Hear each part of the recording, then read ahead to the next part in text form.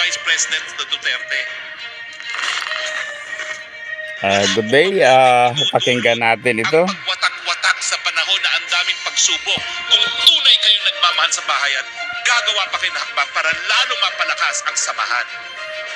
At ang aking panawagan, PBBM, nananawagan po ako. Ako po ay humbly beseeching you. Nakakabingi po ang inyong katahimikan.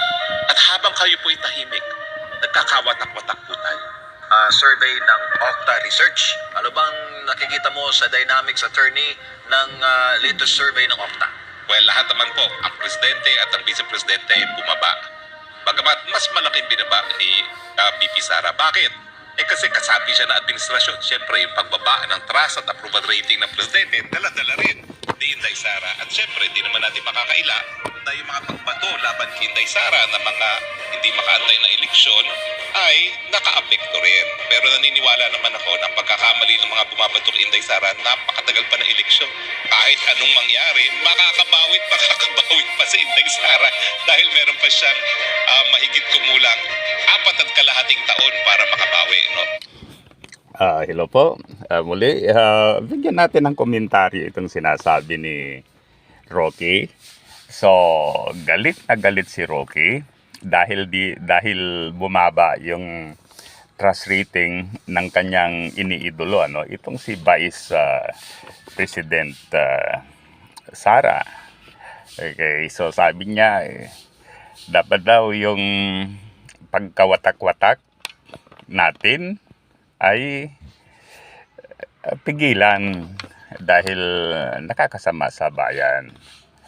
Okay? Ngayon, kung titignan natin, talagang kilala naman natin itong si Roque. Talagang ito, kalyado yan ng mga Duterte.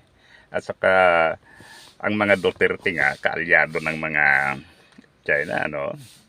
Okay. Ngayon, ano ba yung sinabi niya? Parang bumababa daw yung trust rating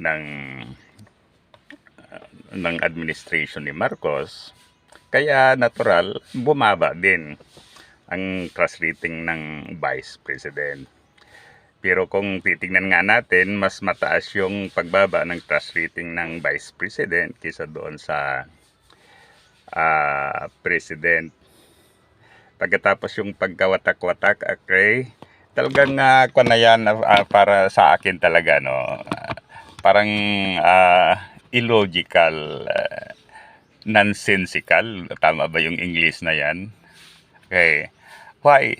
Kasi yung sinasabi niyang pagkawatak-watak ng Pilipino, ang tinutukoy niya yung pagkawatak-watak ng mga unit team, yung Samahang Duterte at saka Marcos. Okay, ang masasabi natin yan, walang halaga yung magkapagkawatak-watak ng mga unit team. Ang dapat talaga na tutukan natin yung pagkawatak-watak ng mga Pilipino dahil sa West Philippine Sea. Ngayon, ano ba yung pinakakos ng pagkawatak-watak ng mga Pilipino dahil dito sa West Philippine Sea? Ang pinakakos dyan, yung mga Duterte at saka kanilang mga minions tulad ni Roque.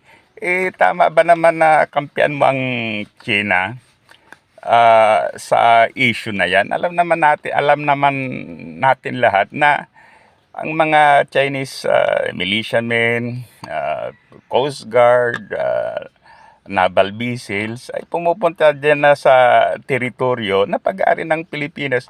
Ngunit bakit susuportahan pa rin sila ng mga Pilipino tulad nitong si Duterte at saka yung okay, kahit na magmamakaawa ka, Roque, wala yan. In fact, nakakasuka yung sinasabi mo. Okay, talagang kung ako, ang opinion ko lang ito, no, talagang isa ka sa mga taksil na Pilipino sa kasalukuyang panahon. Tignan mo nga yung mga sinasabi mo noon hanggang ngayon. Although ilang days ago, parang nagbago.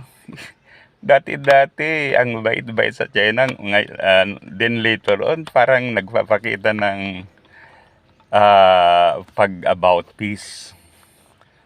Yung about peace, pagbabago ng kanyang punto ukol sa China. Late na, alam na ng Pilipino yung kaganiban mo. Okay?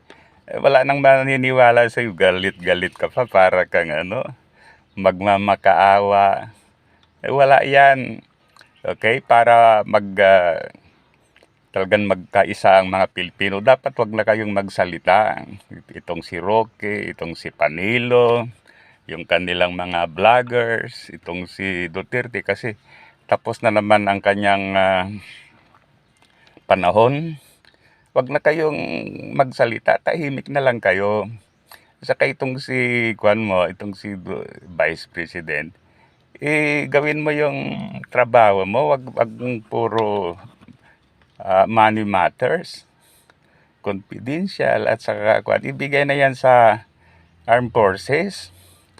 At saka yung mga ginawa mong mga satellite offices, ibuwag na, para ibigay doon talaga kung sa mga government agency na talagang may trabaho sa mga yan. Halimbawa nga, yung pagtulong, ibigay yan sa DSWD. Yung scholarship na yan, pagtulong sa mga estudyante, so ibigay yan sa DepEd o kaya sa CHED. Okay? So yung mga tulong-tulong, burials, ibigay yan sa mga local government. Kanyan, politiking, alam na yan ng mga Pilipino, bulok na sistema na yan.